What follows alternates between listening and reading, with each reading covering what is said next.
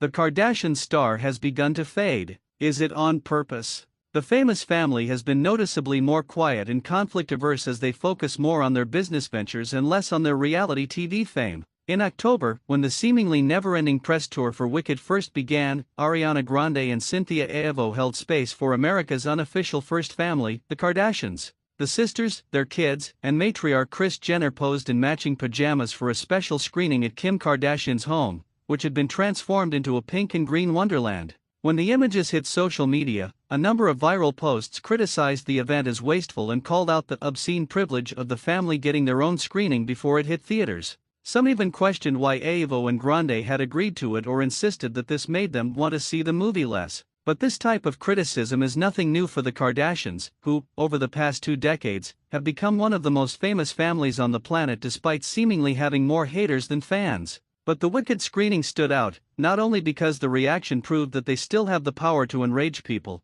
but because it was the first time in a while that there was any Kardashian-related backlash in the news, proving that controversy is slowly becoming less central to their brand. Welcome to my channel. If you are new here, please don't forget to like, subscribe and hit the notification bell so you remain updated on your favorite celebrities. Since the family first started sharing their lives on E!'s Keeping Up with the Kardashians, they have mastered the art of using a constant stream of controversies to remain culturally relevant. Their show thrived on using conflict to fuel the ratings, whether it be between family members or something that had previously played out in the press. But this year, the 5th season of their Hulu show, The Kardashians, passed by without fanfare or, more importantly, headlines. Truthfully, it was almost unnoticed. This might not seem like a big deal for a family of mega-moguls who moved beyond the reality star label a long time ago, but the show teetering toward flop territory could also be a symptom of their declining relevance. Is this a sign that we're finally ready to stop keeping up with the Kardashians?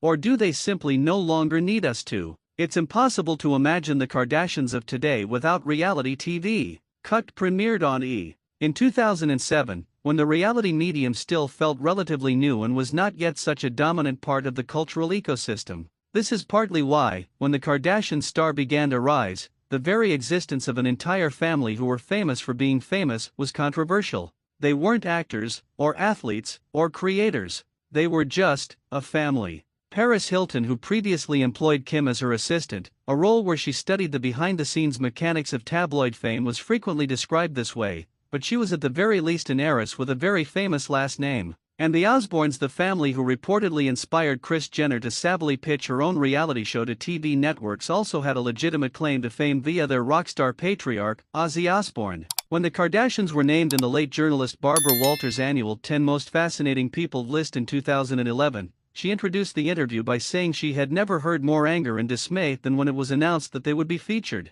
Walters even began the conversation by telling them, to their face, that they had no talent. In hindsight, it is now clear that the Kardashians did have a massive amount of talent, the talent of getting noticed. They became early pioneers of what is now known as the attention economy. This is partly why, when Instagram was founded in 2010, they quickly became some of the app's most followed accounts. The attention economy is all about getting as many eyes on your content as possible. On their reality show, the Kardashians were experts at monetizing their constant cycle of conflict and resolution. And despite their unique circumstances, this also allowed them to present themselves as, just like any other family, another marketing masterstroke by their momager. People stopped expecting anything in particular from them and instead were satisfied with just watching them live their lavish lives. Thanks for watching. Please don't forget to like, subscribe and click the notification bell.